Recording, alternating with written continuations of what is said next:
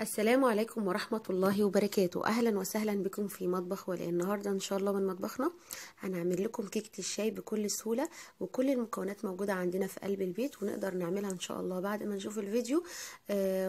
بصوا شوفوا شكلها عامل إزاي، أنا عايزة أوريكم شكلها. يلا نروح مع بعض للطريقة والمقادير ونسمي بسم الله الرحمن الرحيم ونبدأ. أول حاجة هنعمل كل المكونات عندي في الخلاط. نزلت ب3 من البيض، وبعد كده هنزل طبعا البيض بننزل عليه الفانيليا، وبعد كده هنزل بكوب الا ربع من الزيت،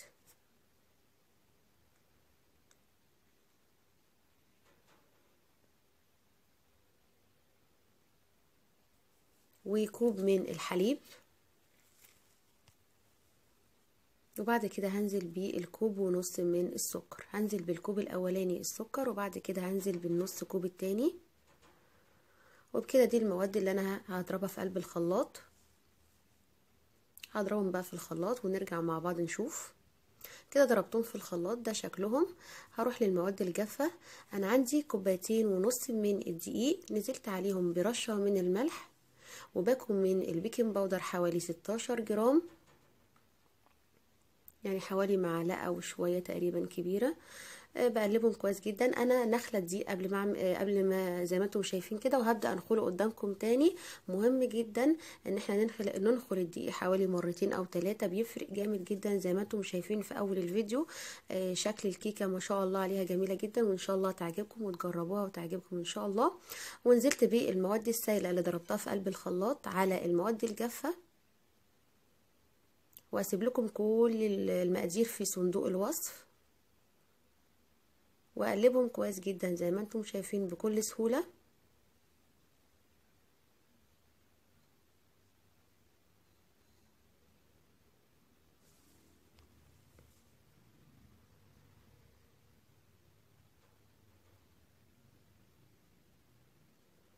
هحضر بقى الصينيه عندي، دهنتها بزبده رشه من الدقيق، وعملتها زي ما انتم شايفين كده، ونزلت عليها بالكيكه. ده قوامها، عايزه اوريكم ده شكلها بعد ما قلبت كل المكونات مع بعضيها. طبعا مسخنين الفرن، هتدخل الفرن على درجه حراره 180، وبعد ما تخرج نشوفها مع بعض. ده شكلها بعد ما خرجت من الفرن. هسيبها تبرد واحطها في طبق التقديم واوريكم دلوقتي. حطيتها في طبق التقديم بعد ما بردت. ده شكلها ما شاء الله عليها جميلة ان شاء الله. سهلة جدا وتقدروا تعملوها بكل سهولة. وده شكلها من جوه، وعايزة اوريكم ده هشة وجميلة.